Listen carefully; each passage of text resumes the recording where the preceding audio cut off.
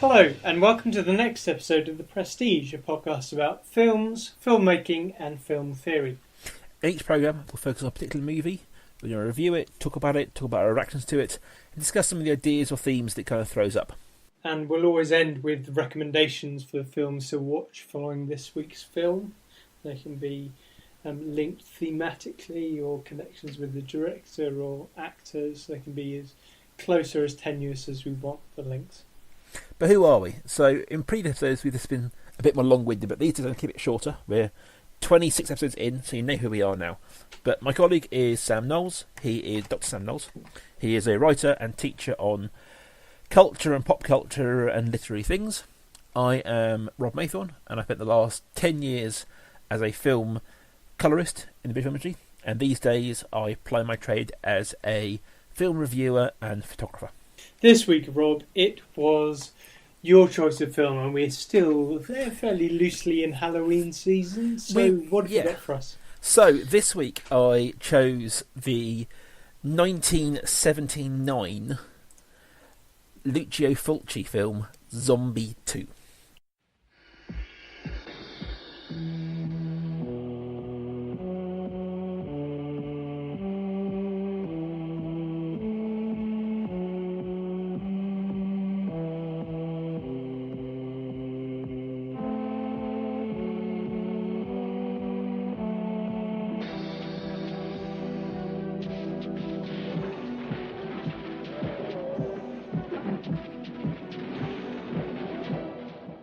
Zombie 2, which is kind of a bit of a cheeky name because the original Night of the Living Dead by Romero was released in Europe under the name Zombie.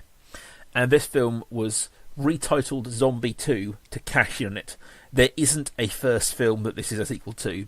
Mm-hmm. It was just called Zombie 2 to cash into the success of Night of the Living Dead. This is the first zombie film by Lucio Fulci. He's made a lot of Italian horror films. Traditionally in the giallo genre, which is more kind of political horror, slasher horror rather than gross-out horror. This was his first zombie film. It tells the tale of a woman whose father's boat turns up in New York with a zombie aboard it. She heads back to the island they came from to investigate what's going on and discover a small but growing zombie outbreak. And the locals and the Westerners who are there trying to combat it, who are part of it, and ultimately, mostly, who die from it. The film achieved some level of pop notoriety, I suppose, for an infamous film in which a zombie fights a shark. And that's probably where we'll leave it. Sam, as your first introduction to the world of Italian horror, how was Zombie 2 for you? I am going to turn this question round.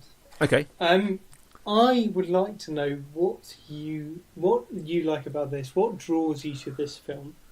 And I don't mean that antagonistically at all.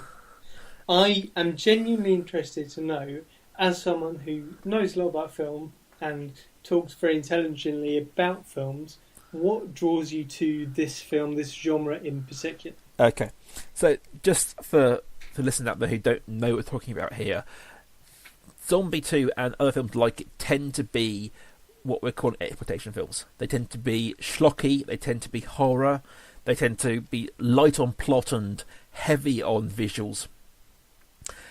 The reason why I, as maybe more of a filmic reviewer and scholar, draw to these films kind of comes in my head into three categories. One of it is historical. These films came out in the 1780s, and this was the real birth of unrated films, of VHS, of home movies, and that kind of sudden freedom in the film market birthed these exploitation films. With that comes the idea that exploitation films are called exploitation films because they're exploiting a pop culture or a zeitgeist-esque fear movement idea.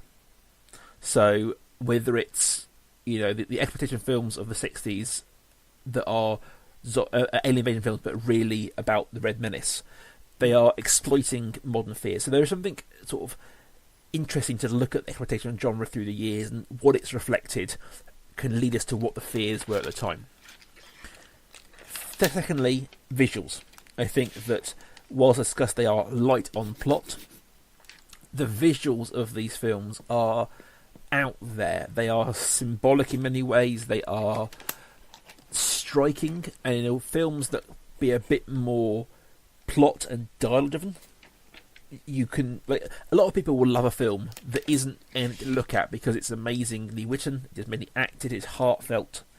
The amount of best picture winners that are nothing to look at particularly. They're great and they are heartfelt and they're important, but visually they are anyone could have shot it. And this kind of genre tends to push the boundaries of that. Thirdly, they're fun, and that's entirely a personal level of enjoyment of these films. I think they're fun. I think they are silly at times, and I think that they give you a visceral gut reaction to a film that you don't get anywhere else. In this film in particular, there's an infamous scene in which one of the characters gets pulled slowly and inexorably towards a splinter that is then rammed into her eye. And I've watched a lot of horror films. I can't watch that scene without just the inner core of me twisting into and I like when a film does that to me. Yes, this is more of a sort of a nausea reaction to it, but I like when a film can get a gut reaction from me that bypasses any kind of thinking, just like, oh, that's a visual that has something to react to me. That's why I like horror films, because it bypasses that. Sam, I'm going to kick back to you and ask genuinely, what do you think of it? Well, I should say in response to that, actually, that's really interesting, and I can't believe it's taken me a lot of time of knowing you as a film watcher to not genuinely ask that question. Okay. But anyway, back to what I thought about this film.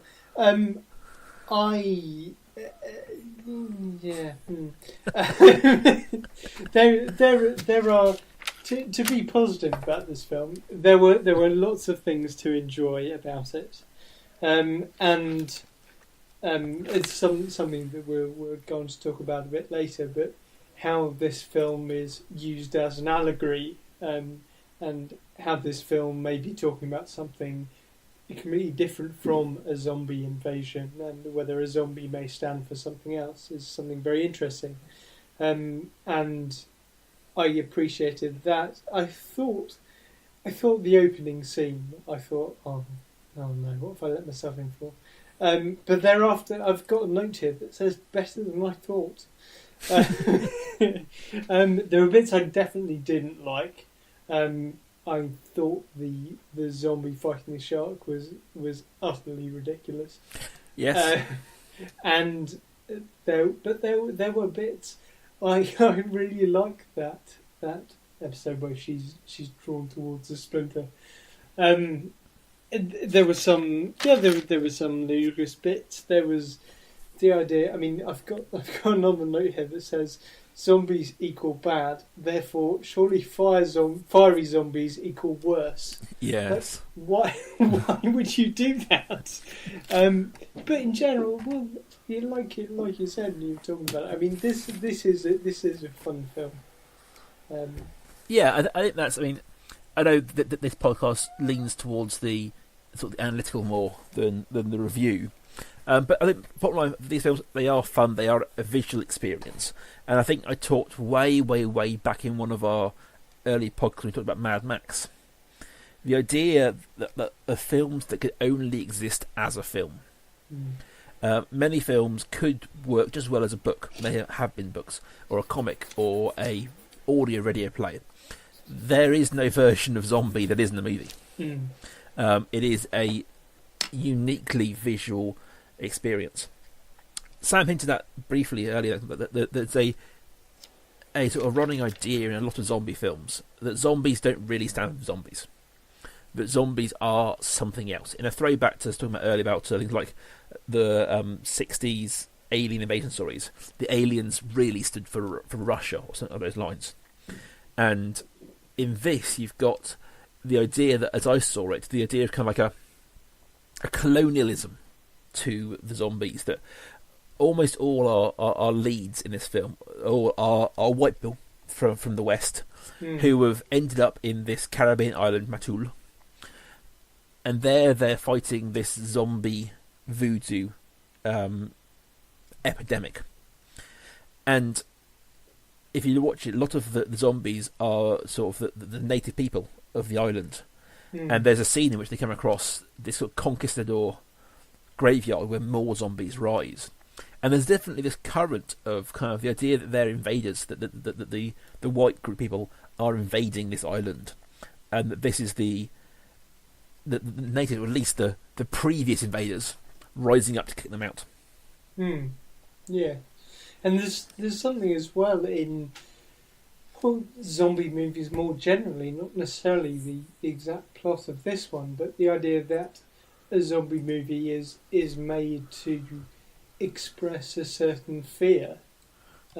We talked about horror movies when we were talking about the Babadook as a way of coming to terms with trauma and maybe a safe space for playing out a reaction to trauma. Well, zombie movies can be often a safe space for expressing fear of another. I mean, Zombie originates in parts of the Caribbean, in Haiti, and it originates in, you get bits of Catholic religion, and then also parts of certain West African religions like Yoruba. But it's a way of saying how scared Westerners felt about this syncretism, is a fancy word for it. Bringing these two things together, and the Westerners were scared by what they found, and they didn't know how to deal with what they found. There's a line I've written down from fairly early on, from one of the Westerners in either on Matul or on one of the other islands. It says, "I don't believe in voodoo, but the natives around here do," and that came to be this idea of voodoo is a way of talking about the religion of the natives in huge inverted commas, and zombies became a way of expressing the otherness of the native. I think that's one of the lines I've written down as well. And I think it's kind of ties to the idea of the, not suppose the stupid Westerner, but the Westerner who's out of his depth. That you've got him being dismissive of the local traditions, which are clearly what end up going to screw them all over, and the fact that the main sort of local who we deal with is a doctor who's trying to battle this via science, and ultimately does not succeed. And there's this idea that we're bringing sort of the Western ideals and the Western philosophies to this world where we don't belong. This isn't our world. We don't have the right to rock up and go, no, we will bend your world to our view of science, or we will dismiss your local beliefs, we'll dismiss your local customs because we know better. We know that you're a dumb local who doesn't understand the real world, and we're there to somehow educate them or sort of raise them out. And this film feels very much like a reaction to that idea that we are those Westerners bringing science to a world we don't understand, and then we're confronted with something that doesn't fit our worldview. And it does kind of, I think there's something in that in the film, and how it's trying to say these things about how we as Westerners deal with sort of other cultures. Yes. So this and this the sort of visual, visceral nature of the zombie, and you were talking about the schlocky elements of this film. They come to stand for this idea of it being something this is not just something different that Westerners don't understand. This is something that's so different that it literally falls apart in front of your eyes. So flesh becomes something different, something weird. I think it's honestly, I think you agree. I think it kind of that this is where you kind of the power of some of these more kind of gore things. I mean, I don't want to dive too much into the philosophy around gore, but the idea of the destruction of the self, that the idea that death is not the worst thing to happen to somebody, and the idea that, especially in the scene where someone loses the eye, that there's a dehumanizing element to all of this. And there's a shot you see after that where she's been killed, and the zombies are eating her body, and she almost doesn't look like a human. That she looks more like a piece of meat or some sort of food being eaten, but which obviously she is to the zombies.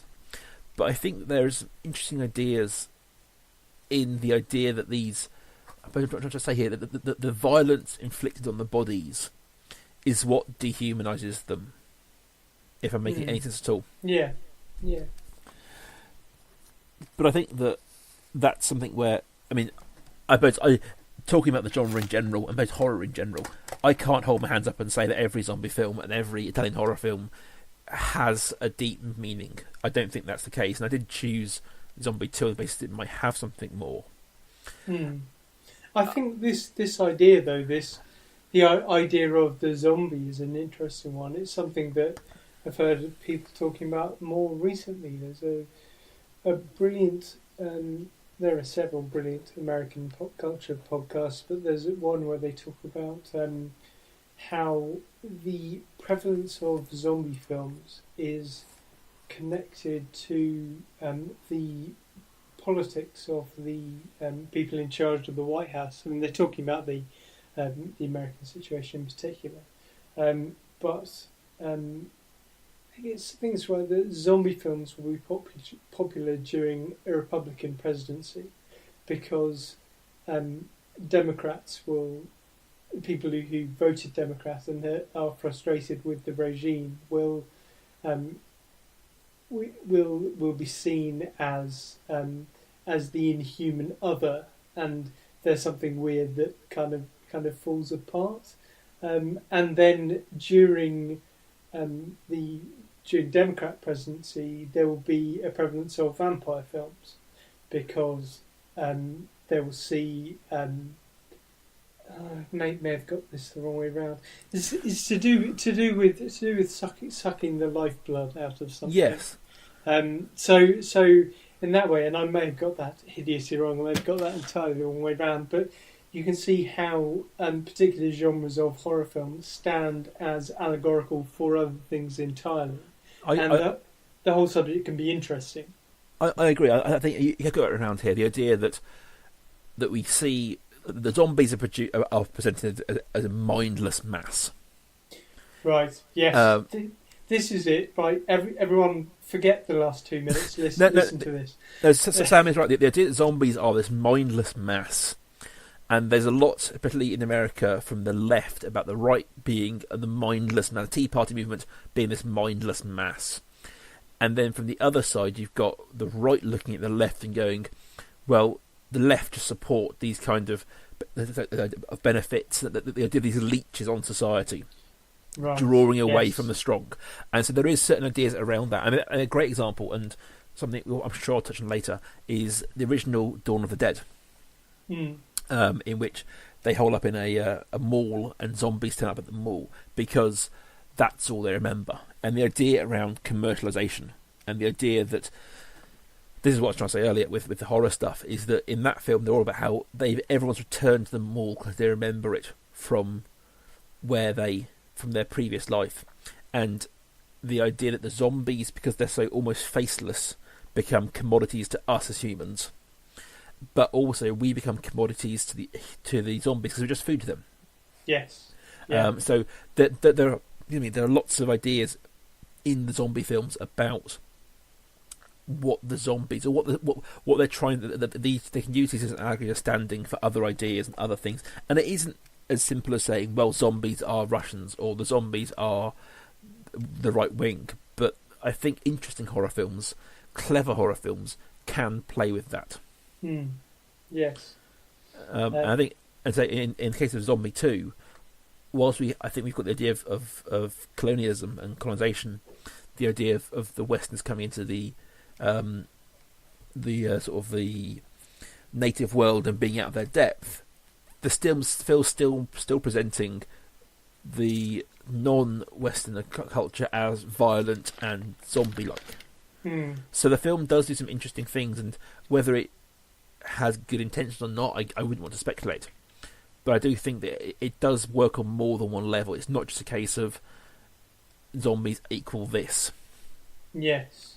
Yeah. They are trying to do more than one thing at the same time. Yeah, and as you mentioned, there's a scene where zombies appear in a conquistador graveyard, and it seems to be saying two different things there. And it's interesting that there are those two different things, that you've got zombies as the original people of the island, or not the original, but more original than the Westerners, reacting to the Western invaders. That strain of colonising, reacting to the conquistador. But also you've got these zombies are rising up from the graves. These zombies are the original conquistadors. So whereas you have got a load of, well, let's say, an undifferentiated mass of local people from the village, you've also got an element which says, well, zombies aren't just people of the island, they're people who came to the island and weren't where they belong. So it says interesting things about the different sorts of zombies as well. I think there's, just to throw it in before we move on to some recommendations, one other thing that really struck me is that there's a visual of the zombies that they're experimenting on, and of them wrapped up in blankets and all shot in the head. And they throw them all into a mass grave. And I don't know whether it's me, but I just looked at that and I just saw sort of war crimes, and I saw dictatorship, and I saw that kind of, the Holocaust, and that the idea of wrapping them in cloth, but it really kind of evoked that for me. Whether they were making out that, reinforcing that idea of the Westerners as the invaders, and the idea that they are the dictators on this island, but it really felt kind of that it was indicative of that. And the doctor who was shooting them, you really felt that he was very sad about that. It wasn't like they were like, it was kind of on more than one level, that we didn't have everyone like, well, locals are stupid. You might have had some of more kind of internal racism of like just generally thinking you're a bit better than they are. But I do think it worked on different levels with that kind of sort of, I suppose racism is the word looking for, really, isn't it? But you had that opening scene is actually replayed later on, and you see more about the context for it, and you think that opening scene, you don't see the face of the person shooting, you just see this body, and then he says, yes, the boat can leave now. But you see, the second time when it reappears, you have a close-up on the doctor's face, and it's like you said, he's genuinely sad about this. So whereas you might have thought at the beginning, well, this is a horrible person shooting someone in the head, you realise a lot of other things later on about how the doctor feels compassionate about what he's doing. Okay, Sam. Yes. Recommendations. Right, my first one, sticking with zombie films, although I am tempted to recommend Dawn of the Dead again, because it's such a good horror film. My first recommendation is the 1932 film White Zombie, starring Bela Lugosi, and it has interesting things to say about the Caribbean origins of zombie folklore, through sort of mixing West African and South American and Caribbean elements with Catholic elements from Europe. I realise I say interesting things a lot, but there are some genuinely interesting ideas here about the origins of zombies and this idea of being scared of the other. My second recommendation is nothing. I had several written down, and I've scribbled them all out, and I wrote something down as I was listening to your opening ideas about this sort of film, what draws you to this sort of film, and it's a film that I saw for the first time, didn't much like, saw for the second time, understood it more, enjoyed it more, and the more I see bits of it, the more I like this film. I used it. I'm using it at the moment. Actually, I'm teaching one of my classes about a poem about South African apartheid, and a way into this poem is to think about the way that others are treated, and the way we kick off the lesson is to think about the treatment of alien others. And a film that does this really well and works as a pretty big allegory of several things that are going on, not just in South Africa but other places in the world, is the film District 9. Fair enough. That was it. Yeah. That's a great film, and I would echo recommendation. My recommendations are, I'm going to stick one within the zombie genre and one without. I was going to recommend Dawn of the Dead, but I've already talked to death a little bit, so I will pick up my other favourite zombie film from the era, which is Return of the Living Dead 3. I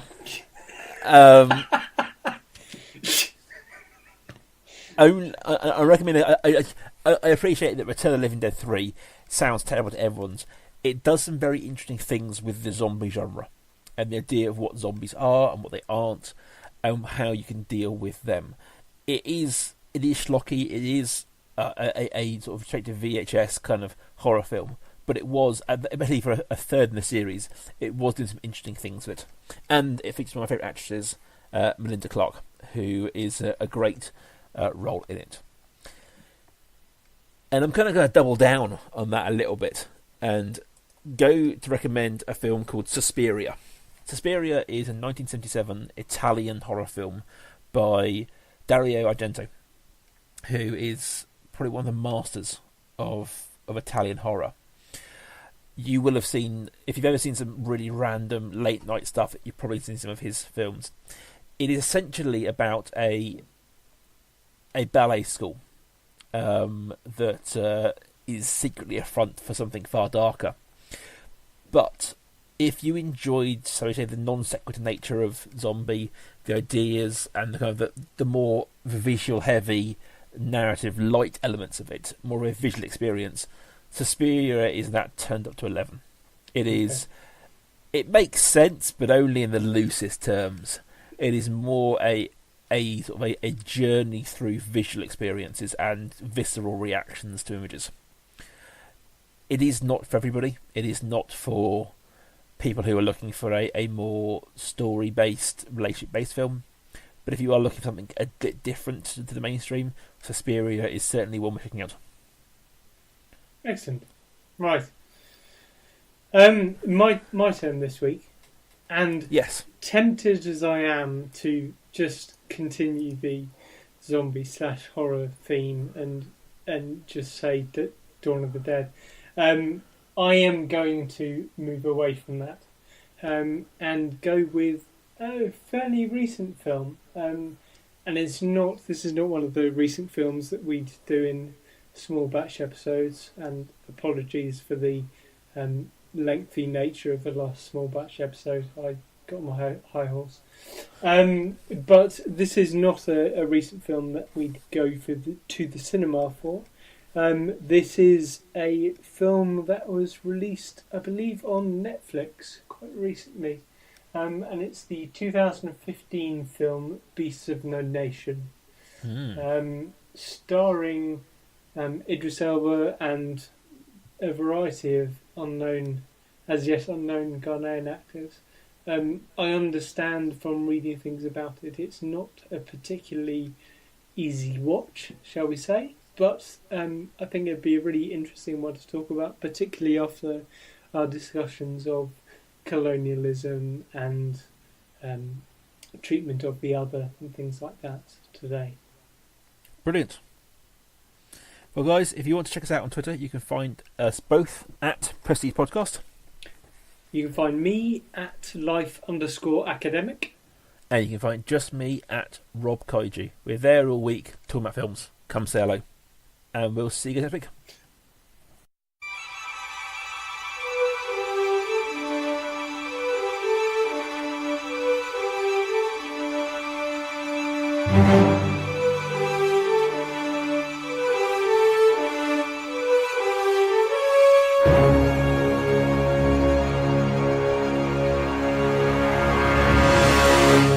The Prestige is a Kaiju Industries production. Check out their other work at facebook.com/Kaiju Industries. Rawr!